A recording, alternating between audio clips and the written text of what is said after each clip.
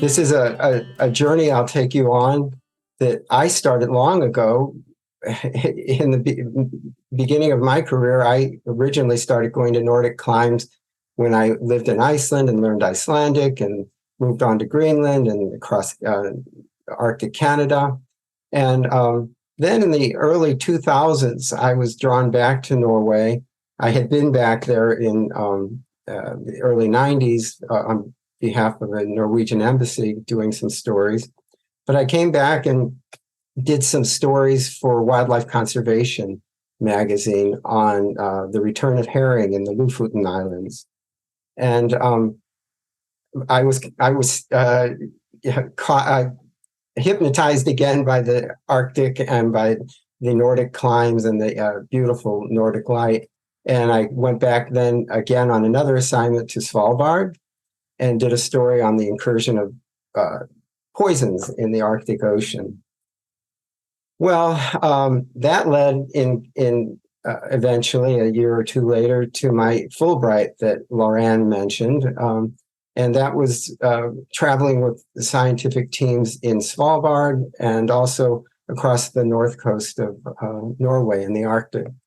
So this was in May of that 2013, and it was the midnight sun, of course, on the Hurtigruten. But being May, it was more than that. It was 7th Mai. It was the Constitution Day, 17th of May, and here's our ship passing another Hurtigruten ship.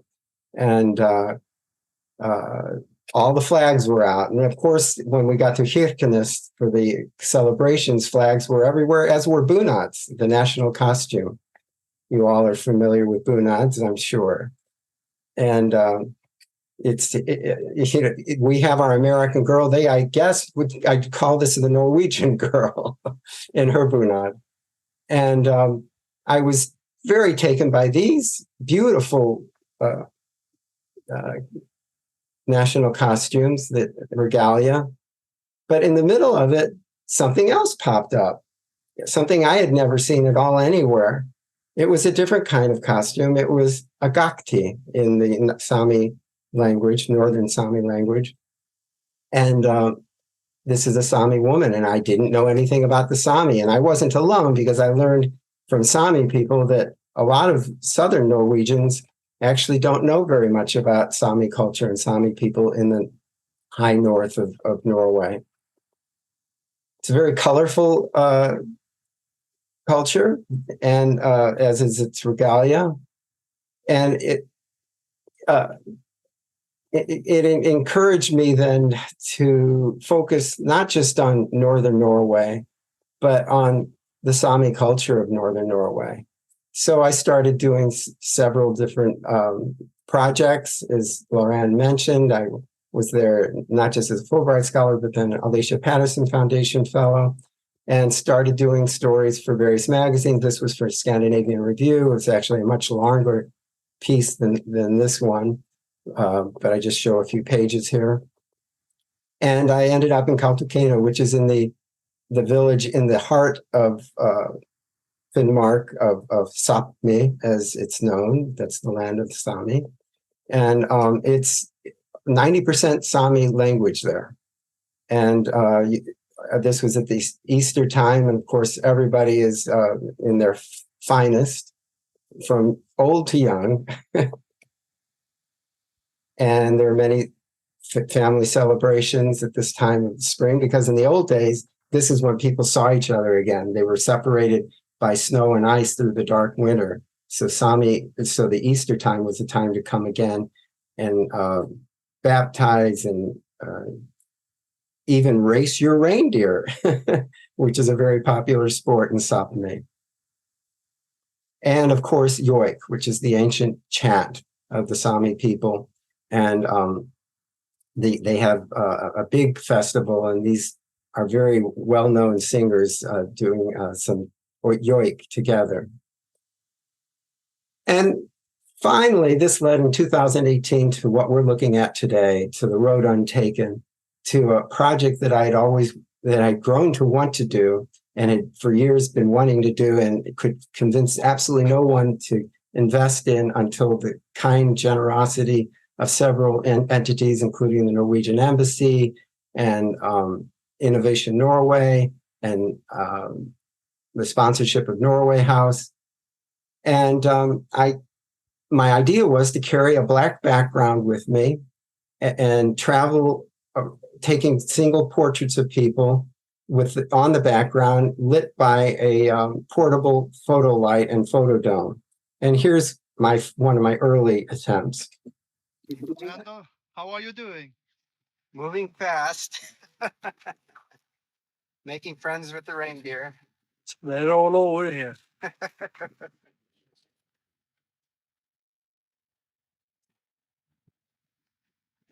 Have you done this before? Not with reindeer. There's a first time for everything. So what I'm doing there is I'm putting my photo dome together. And in that case, I was getting ready to take pictures of a couple of cousins who were feeding their reindeer nothing less than reindeer moss, which is important in the spring to get the reindeer up to make them fit enough and have enough strength to migrate from mountain to shore and to begin calving along the shore. So at that same time of year, you get a lot of inclement weather, and this was that same gentleman who kindly did that video of me. He's behind the curtains, if you will, here, and he's a newspaper man whom I befriended, and that's his father on the lake that they grew up beside. And of course, you can see that no sooner had I set up the light and the background than the winds picked up and the ice and snow picked up, and it was a big mess. But by the end, we had the picture we wanted. And that translated, of course, to the exhibit and to the Scandinavian Review story I did about the exhibit and about my travels, photographing the people and recording their oral histories. And to do the oral histories, I gave them a set of questions written down. I said, just speak into the microphone. I won't interrupt, and you can tell your stories. But it was more than just getting the voice in the moment. Setting up for these pictures is always a challenge. Here, the winds were blowing pretty fiercely, and my black background became a kite. I had to weight it down with boulders. But we got the picture. This is presently the president of the Sámi Parliament, Silja Corina Motka. And these are a few other pages in that very long article I did for Scandinavian Review. I think it was 22 pages long. And if you notice, there's a QR code on each one of these in the bottom right, in this case, right here. And if you are interested in hearing on your own the audio of these people telling their histories, there is a catalog available through the gift shop that has the QR codes in it. And so with your cell phone, you can actually zoom in and listen to these people while you enjoy looking at their portraits. And of course, these are the things that happen behind the scenes when you're about to take pictures. Like teenagers all over the world, even though they're sitting in a lavu and just made the reindeer stew in the teepee. Teepee is called a lavu in northern Sami. They were pecking away on their cell phones, but nonetheless, there was a moment to be captured, and that's what I did.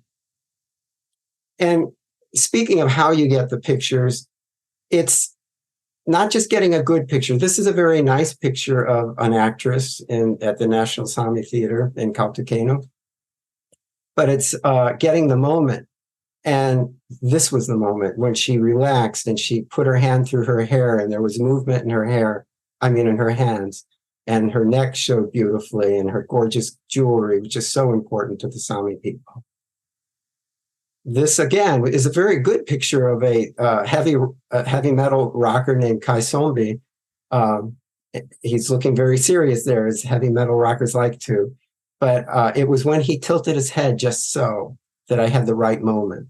So these are the things that go on behind the scenes when you're doing the photography. It's not just lighting it, but it's trying to find the moment, the right turn of the head, the right posture, just the right moment where, in this case, the reindeer stopped kicking and almost tore up the background and calmed down. And his owner got him to, Anna Maria Ada, got him to calm down and be still. And then that was my moment. And this, of course, translates to, in this case, to a 4-year traveling North American exhibit, which is in its final installation, its final visit in North America at Vesterheim. And hopefully we'll be moving on. It's supposed to move on to the Sámi Parliament in Norway after concluding at the end of October. And this, if you didn't have the chance to visit the exhibit at Vesterheim, this is some quick look at what's there. And there are informational panels that explain all sorts of things about Sámi culture and getting the pictures. And each photo has, as I mentioned, a photo ID with a QR code that takes you to the oral history, the audio recording. And mixed in with it is the wonderful, gorgeous jewelry of Norma Refsal, Liz Buchheit, and Teresa Ferris, which adds so much to this exhibit to see their exquisite jewelry and art mixed in with the photos. So this is what you would see in the gallery if you haven't been there yet.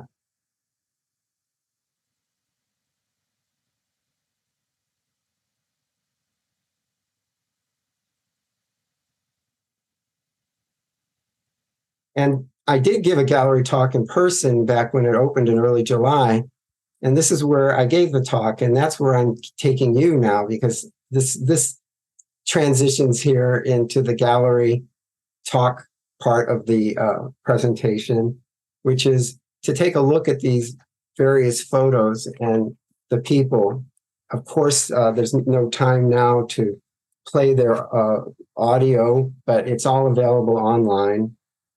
And this is Niels Mattis Varsh. And as I mentioned, he's lived on this lake for over 70 years, and he's ice fishing. And you already know the story behind what it took getting that picture. And you know the story behind Aina Emilia Siribalt, who was in the Lavu as a school project, preparing reindeer stew with potatoes and carrots. It's called bitos in Northern Sami. And I should mention, there used to be 8 to 10 Sami languages. Now there are virtually, well, really 2. There's Northern Sami and Southern Sami. We'll see something about that in a moment. But the others are just a few hundred people, if any, now speaking them.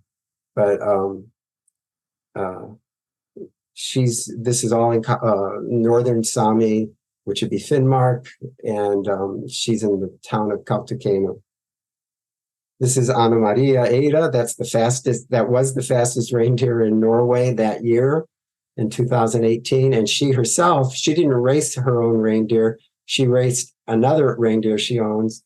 And she did it in her junior class. But this Suiva, the reindeer pictured here, he did win the senior class for a gentleman who was also in the competition. This is a fascinating gentleman, Niels Peder Gaup. I say these poorly, I'm sure. I apologize for my pronunciations. I speak Icelandic, not Norwegian, so I'm kind of garbling everything. And he's a painter and a herdsman. If you look closely, you see the leather pants, his fine leather pants he's wearing. And this is his painting. And as he says in the audio, he's, walked these hills so long, but he always remembers what he sees and he comes home and he paints it. But he's also a talented yoik chanter. And the yoik, as I mentioned, is this ancient chanting of the Sami people that can channel animate and inanimate objects, people, trees, mountains. And in fact, I think Lorraine will mention to you that Vesterheim is offering lessons in yoik lessons in early October. So if anyone's interested, there'll be online lessons available. This is Inger Anna Gustad. She's the wife of the local pastor of the Lutheran Church in Kautokeino. You see the Bible she's holding. But you see another thing behind her, besides her Gakti. You see another thing, and that's a painting of where she grew up on the tundra. When she was much younger, a woman visited them, a painter, and presented them with this painting of their lavu, their teepees on the tundra. And I asked Inger Anna, what was it like living in the tundra in the winter, and was it just magical? And all she could say is, it was cold. And she said, we never took our clothes off at night to sleep because it was always so cold. So she didn't have really fond memories of that. This is Kjell Makna Eira. He's a reindeer herdsman, and he tells the story of his childhood in which he was ashamed to be Sami, which was very prevalent in back in the 70s, 60s, that Sami were looked upon as second-class citizens. Their language was banned in the schools, and they were persecuted. Happily, things have changed and improved greatly. The Sami have their own parliament. They have their own radio and TV programs or stations in Sami. And they, of course, teach in their school systems in the Sami language. This is a man with his bright orange lasso getting ready to go up and do a spring roundup with his cousins. And this is on a hillside, one of the higher mountains in the Kautokeino area. This is in Karasjok. Karasjok is one of the other towns in Sapmi. It's actually where the parliament itself resides. And this is a very, very well-known poet named Inga Rolfna Eira. And she was the president of the Sami Writers Association. And a lot of her work her poetry and writing deals with persecution that she felt as a child and her family was subjected to. And I can elaborate on that if anyone's interested. But of course, back then they couldn't speak Sami in the schools. This is Mott Steinfeld. I mentioned that there were 8 to 10 Sami languages at one time. Now, Northern Sami is pretty much the only one that remains, although Southern Sami still has 1,000 or so speakers. And this gentleman, Mott Steinfeld, he is a fluent speaker of Southern Sami. And he tells the story of how, that spoon he's holding means a lot to him. It's from his great-great-grandfather in 1861 is the date carved on it. And he tells the story of how his growing up, he was taught to stand up for the Sami people because so many of their lands had been stolen from them in the southern Trøndelag area. This is Edel Hetta Eriksson, at the time 97 years old, the oldest resident of Kautokeino, and she's a retired school principal, and that award next to her is none other than the King Olaf Award, which is makes her the first Sami in the Royal Norwegian Order of St. Olaf. It's a huge honor. It's the highest honor a civilian can receive in Norway. And she was the first Sami to receive this. And it was for her work in bringing and reintroducing Sami into the public school system for the Sami people. This is Inga Maria Sara. She's an actress. She's at the National Theater. In her audio, she laughs and talks about as a kid, she went to a summer camp. As Norwegians often travel abroad, it was in Malta, actually. And they were just fascinated, these Southern Norwegian kids, with this thing called a Sami, this person called a Sami they knew nothing about. And they knew a little. They knew enough that they thought that she must live in a lavu and she must ride on polar bears. all day long. And so she had them all believing that was the case by the time she left her summer camp. This is Kai Sombi, the heavy metal rocker I mentioned. And his story is a bit touching on the audio. He talks about having given a concert in this coastal region, and everyone was yoiking along with this because he uses yoik in his music, in his heavy metal music. And everybody was enjoying the concert. But after the concert concluded, they took the fellow who was dressed in a gakti outside, the other people from the coast who were not Sami, and they beat him up because there was that much prejudice at the time against Sami people, and wearing a gakti was not a good idea in non-Sami areas. This is Ella Moria Ada, a very well-known singer and songwriter. And what's interesting about this is the portrait behind her was taken in the 1880s by an astrophysicist named Sophus Trumholt. And when I saw an exhibit of his work, I was blown away because I was like, well, somebody beat me by about 140 years. This is exactly what I want to do with my portraits. So I got permission to include the portrait in my portrait. And these are her great aunts, actually. This gentleman, Motis Eira, he's a full-time student in reindeer husbandry school. And he's in his mother's kitchen butchering the family reindeer meat from their family reindeer herd. And he speaks very eloquently about his pride of being a Sami and still having his land and his livelihood. These two cousins, the one on the left is the one who speaks on the audio, Ule Motis Ulfen Kaino.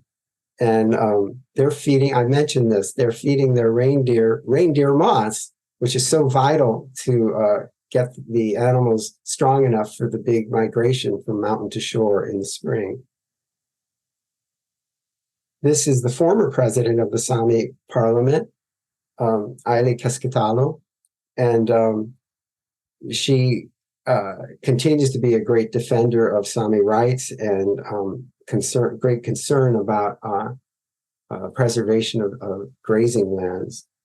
This is Jon Nystad. He was the deputy mayor of Kapashok. As I mentioned, that's where the Sami parliament is. And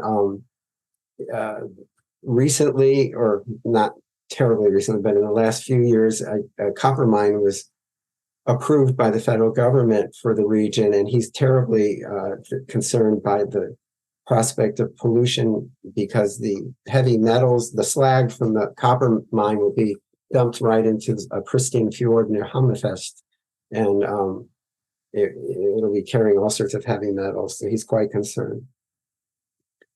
And finally, this is the present president of the Sami parliament, Silja Korina Muafka, and she has worked everywhere. She's worked in the United Nations on behalf of the Sami people, and she's a real trooper. When I photographed her, not only did the background almost blow away, but my car got stuck on this little road in deep snow, and she, dressed in her finery with her best moccasins, went running up the hill to get help because our cell phones weren't working. And I was just amazed that, and then later to learn that she became the president of the parliament, that she was such a good sport.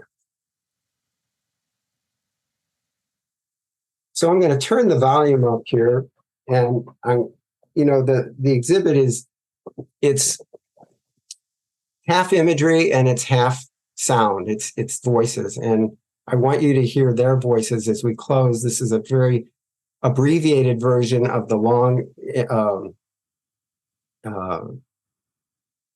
video that you may have watched. So this takes about 3 minutes, but I want you to hear the voices of the people. I think that's so important. So let's see if this will play for us.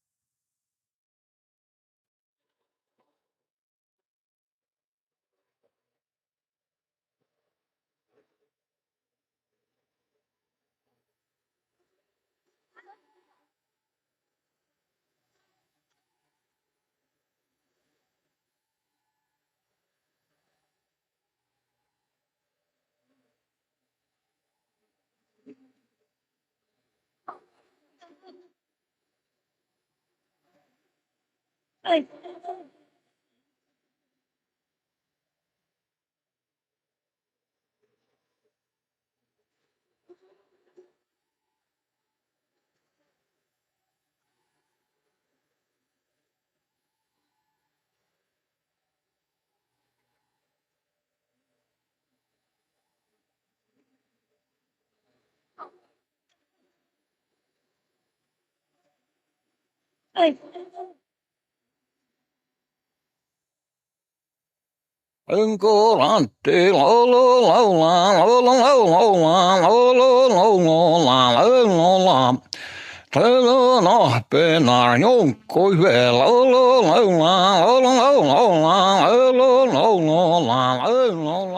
I would like to the Americans to know about the Sami is that we are still here. We have our own language, we have our own flag, we have our own culture and a land. I would like to do reindeer herding when I grow up. You can see the reindeers running and you just follow the reindeers. I feel so alive when I'm with the reindeers. We had a gig and there were some Sami guys in the front. There was one Sami guy in the front. Everybody was digging the music. Everybody was yoiking. And afterwards, they went outside and they beat him up, the guys from the coast. They beat the Sami guy up because they didn't like Sami. Then they asked me the questions, do you live in a tent on the tundra? And I was just laughing and playing with, yes, I live in a tent and I live in a lavvo and we just yoik all day long and we ride on ice bears. When you're living close to nature, then you are also aware that changes are happening so rapid that we cannot ignore it. And in the northern parts of Norway here, we can see the climate is changing. Ja mun riekkaan tappee lahpoluppulas. Ja pojastan tain koulun. Mun on maale Aadi-Lisbeth Balz-Hermansen. Mulle njäljelökin njäljiikin vuoris. Lännäiställä Juus Vihtaberg. Sielläkin jäljiviihtäjäjiä vuoristalla. Ja mun on aina täppysattan.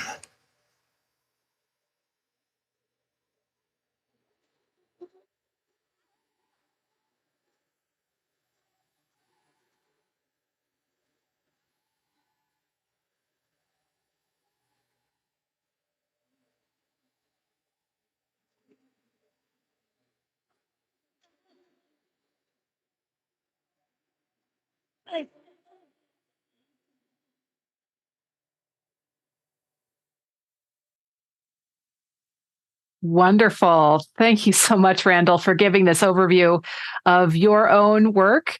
And then, of course, the details of the exhibit. It's so wonderful to have it here in Decorah, but also wonderful that you're sharing this with everyone else too today. This is a great time for us to take some questions, and Andrew and I will go through and look at the questions that you're putting into the Q&A box at the bottom of your screen. Please put your questions into Q&A rather than chat. It's a little easier for us to find them there and ask Randall the questions. Just to get us started here while other folks are getting their questions in, have you kept in touch with some of these individuals after the interviews have been over? Yeah, yes, quite a few. The newspaper man, of course, he and I became good friends, and that's the son of the ice fisherman, who, and he was also the gentleman who did that short video of me setting up for the reindeer. And the folks that I stayed with initially when I was in Kautokeino, Bjarna, I knew him. He's the pastor of a Lutheran church, and I knew him from when I did the Sámi Easter Festival coverage for Scandinavian Review. And he saw me in the church at Easter, and he asked me to Easter dinner that day, and a good friendship followed from that. So yeah, quite a few of the people. Great. We've got a question from Nancy, who's joining us from Georgia. How does the Sámi ruling body relate to the Norwegian government overall? Wow. Well, I should preface my answer by saying I'm not an anthropologist or a politician. I'm just a journalist who has visceral experiences through my work My impression, though, is that, boy, I'm trying to be politically correct. They're listened to and at times tolerated, but on the one hand, they have a certain amount of home rule. And I don't know what the political lines are where the home rule ends and where federal rule starts. But in the case of the copper mine, that's a federal decision, and they can protest all they want, and they have protested vehemently against this copper mine, but it's going forward at this point. We had a question in the chat about finding the video, the longer version of the video you showed us a clip from. And we apologize. I think the link that we put into the invitation for the webinar didn't have it quite right. So I'll share that all with you now. If you go to Randall's website, randallhyman.com, there's a section in the archives with videos, and then you can select Sámi Dreams. So the more easy to find thing is to type in archives.randallhyman.com/video. And I put that into the chat for you. So you can look for videos at the top using the link that we had given you, and then select Sámi Dreams. And it's a nice long 14-minute video there. And to avoid any confusion, when you first go to randallhyman.com, you've got 3 portals. So the far left is called magazine work. That's the one that takes you to the archives, and then that's what opens up the at the top. Or if you have a laptop, you'll of course get the 3 bars icon, and then you look for videos there. You also can find it if you go to randallhyman.com. On the far right, there's the Arctic blog, and it's in there as well. Or finally, you can type in Randall Hyman Vimeo, and you'll get my Vimeo channel. Wonderful. Lots of good paths to get to the right information. Good. All right, Norma right here in Decorah has a question. Can you speak to the blue and gold circular art that she believes showed in the background of the Sámi Parliament? Oh, wow. That's a wonderful question, Norma. And it was explained to me by the president, the then president, Aile Keskitalo, when I was there. It was a commissioned art piece. It was part of 2 separate pieces, as I recall. And I believe it was a cosmological theme, and I don't remember exactly what it was. I apologize for that, but good catch. Very observant, but I would expect no less from a fellow artist. And from Carl, are there any remnants of indigenous religion that impact the lives of the Sámi today? Are they Lutheran, traditional religion? Yeah, that's an excellent question. Okay, I can't always remember. There's the state religion, the Lutheran state religion, but there's a sect, and somebody out there is going to be able to help me. It starts with an L, but they're more conservative. I should Lestadian. That's it. Thank you. It's Lestadians. And then thirdly, there's a resurging movement to resurrect the animist religion. That's based on, that comes from the yoik itself, stems from that. And so from what you know, do folks tend to fall into one of the 3 categories? Is there some blending for individual? I think that generally speaking, my experience, again, I'm just a journalist, is that, state religion, Lutheran state religion is the overall go-to in Sápmi. There are the Lestadians, is it called, Lauren? I'm sorry. That's right, Lestadians. And very, very few people subscribing to the animist religion, although I was scheduled to meet a self-proclaimed priest of the resurrected religion, but he never showed. So that's a very small movement, as far as I know. Well, that's a great segue for us. How did you find some of the individuals that you interviewed and photographed? Wow. Well, I'm unconventional from the word go. And I'm trying to remember back when I did the Sámi Easter Fest I did it twice. And when I first went, that was when I met Bjarne Gustad, the local pastor. And that was wonderful. And I got to know him. And then we said our adieus, and I went on shooting elsewhere in, it wasn't to do with the Sámi, it was in Svalbard. I took a icebreaker north to Svalbard and then on toward the North Pole. But I was hungry to do more about the Sámi. And so when I returned, I think it was for Smithsonian to do this. Yeah, it was the Smithsonian. Another story on the Sámi Easter Fest, that I got in touch with Bjarne, and he said, "Stay here." You know, I was just trying to find out if there was a good B&B or Airbnb or something like that, or someplace I could stay, because you can't get lodging. Important point. If you want to go see the Sámi Easter Fest, make your reservations a year in advance. You can't get a place to stay.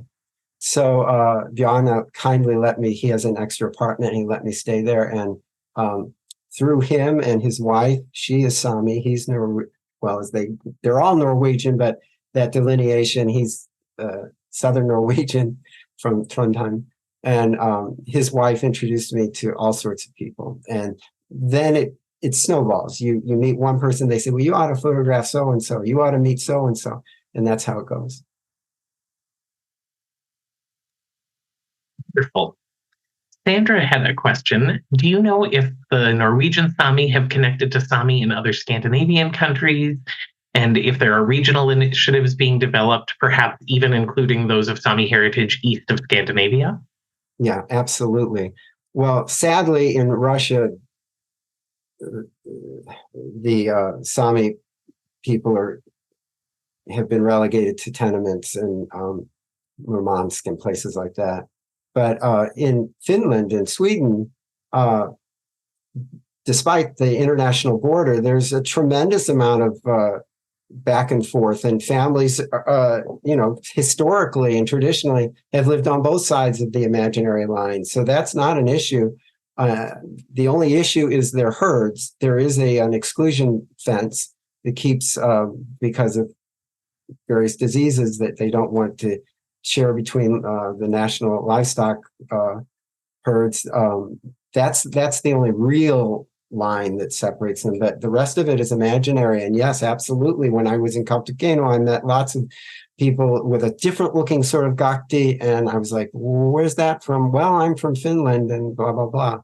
So yeah, there's a lot of interaction, interchange.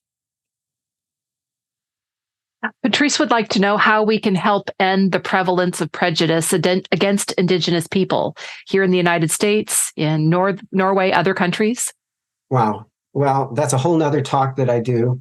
I've done a lot of work on the Navajo Nation. In fact, I did a talk in January in Norway about the similarities and contrast between the Navajo and the Sámi. And they share, is anybody familiar with Indigenous issues wouldn't be too surprised. They share many of the same problems and challenges. As far as what to do and how to solve that, I as a journalist, I'm doing my level best to write about it. I've done a number of major magazine stories about the rise of female power in the nation, in the Navajo Nation. And by the way, interestingly enough, there's not a so-called movement within the Sámi, but they don't need that. You go into a Sámi household, and you generally know right away who's calling the shots. And it's often not the male, it's not the patriarch of the house. But what can we do as non-Indigenous people to help? We all do within our own walk of life what we can, but being aware of it is a good start. And that's one of the reasons I did this whole project. Great. Thank you so much. Another question came in from Dawn. What changes are the Sámi people making related to their reindeer herding practices related to climate change? You talked a little bit about the fence, but I'm guessing there are other changes that have happened also. Oh, that's huge. I almost included a video, an interview, a 6-minute interview in this talk, but I knew had limited time with a family outside of Tromsø that was confronted with their herd had been trapped along the coast by heavy icing that came out of the blue and out of unseasonal, and they couldn't get the herds. The natural migration didn't occur back up to the highlands, so they had to feed their entire herd along the coast because of climate change. What's happening now with climate change is that you get unseasonal rains that should have been snows, and then you get a freeze, and then you get you get layer upon layer upon layer of ice. So what happens, even in the highlands where they should normally be, because they naturally migrate from between highland and lowland, mountain and shore, powder snow is no problem for a reindeer. They can paw right through it and get to the lichen and moss and forage just fine. But these increasingly frequent freak storms are making it really difficult. And the Oskal family that I spent time with and interviewed along the coast down there in near Tromsø, they were spending $1,500 a day feeding their reindeer pellets. They were partially subsidized by the government, but not completely, and that's their bank account. You never ask a Sami how many reindeers are in your herd. You never ask that because it's like saying, what's in your bank account? But that's out of their bank account. They're having to surmount and deal with the impact of climate change. Another thing that's affecting them is encroachment on their, privatization of lands and selling of lands is blocking some of the traditional migratory routes of the reindeer, and the high voltage power lines tend to they make a loud noise. I don't know if you ever stood under a high voltage power line. They make a big crackling noise that disturbs and maybe physically disturbs as well as annoys reindeer. So that's another problem. Wind farms are contentious because even though it will help reduce climate change, it takes land from their migratory paths and it scares the reindeer. So it's not easy. And these are the adjustments they're trying to make. The other huge thing, and I'll be brief, is predators. Wolverines and sea eagles take young calves, newborn calves, very frequently. And the government has to subsidize that as well and pay the farmers, the herdsmen for their lost livestock. And the predators are increasing as the inclement weather, as the harsh winters grow more and more mild. The exhibition started at Norway House in Minneapolis, so it's been shown there already, and it's traveled around the United States. Was it 4 years? And so what's next for the exhibit after it closes at Vesterheim? Well, if all goes according to plan, which no promises, I saw Silja Mortka, the president of the Sámi Parliament, in January and spoke with her personally when I was giving 2 talks at a conference in Tromsø, and I offered this exhibit to their parliament as a permanent home. And she was very eager, and now it's just a matter of arranging the funding to get it shipped to Norway. Very exciting. Good. Catherine is asking, is Sámi taught in all Norwegian public schools or only those in, only northern Norway? As far as I know, it's only northern Norway, like in Sápmi. Okay. So, but just not to confuse people, Sápmi is the word for the territory, the land that goes over international borders that encompasses traditional Sámi territory. We have a technical question for you. What camera equipment did you use? How was it working in the cold? Were there problems with batteries or shutters? And where do you get your prints made? I carry a lot of extra batteries. Cold is the problem anywhere. and my equipment is not that I'm endorsing a particular brand, because what's important is what's behind the camera, not what camera it is, but and what's on either side of the camera, the subject and the photographer. But that said, I use Canon equipment and a variety of lighting equipment from various vendors. I shot this entire project with a Canon 5D Mark III, I think it's called. I'm on to other camera bodies at this point, so I don't know if I'm remembering the name of it correctly. And not to bore others who aren't interested in technicalities, as much as I could, I shot at ISO 100 for the finest grain I could, because I knew I was going to blow this to 3 by 4 foot in size. And so you don't want to have any, what used to be called grain when it was film, or noise, now that it's all pixels. And so you reduce it by having a low ISO. And then, of course, the smallest f-stop possible, like f11 if possible, or f16, not always possible. But that gives you greater depth of field. Great. Excellent. Carl has read that Sámi who do not herd reindeer are not considered by some to be true Sámi by other Norwegians.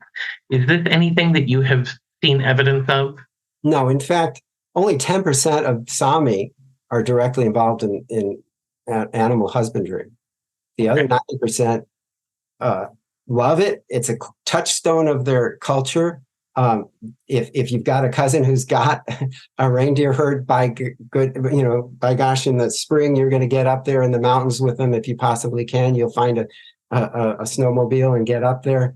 But I think that what the questioner could be confusing is that when you get farther from the interior and down along the coast, you get into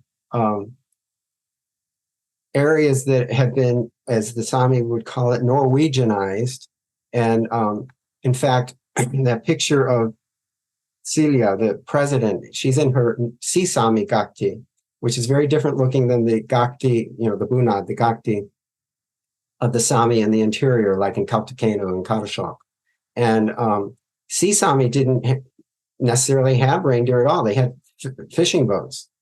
So no, being Sámi is not exclusively being a reindeer herder, but sadly what's happened along the coast is their language has been very much lost, and partially because I spoke to a number of people. One was a newspaper woman at another Sámi newspaper called Sagat that comes out once a week, and she didn't know she had Sámi blood until she was in her she was a grown woman. Her mother had hidden it from her, because and I know people who I know have Sámi blood and they won't admit it. It's still a pervasive sort of stigma along the coast. That's not the case in Kautokeino, Karasjok, or even Alta so much, but which is coastal. But in other areas, very much a stigma if you are Sámi. Great. Well, I think we are coming to the end of the time that we have for questions. So, Lorraine, do you want to throw one last question to Randall? Of course. Again, another technical question. In what month did you photograph most of these portraits? Did it in the month of April, which is when the Sámi Easter Fest is, which was challenging because I went from a time of the year when I had to have chains on my car, or I couldn't have gone anywhere, to a time when, and it's required in that part of Norway to have chains on your car. And then the rental company, when I turned the car and then did some other work elsewhere and came back and rented a new car, they had removed the chains, but the weather hadn't removed. And I had a double of the time getting up the mountain slopes on what would have been dirt and gravel roads in a car without chains, because that time of year, you just don't know what the weather's going to do. And we had a freak snowstorm, which almost made it impossible to get to the airport and get all the work done that I was trying to get done.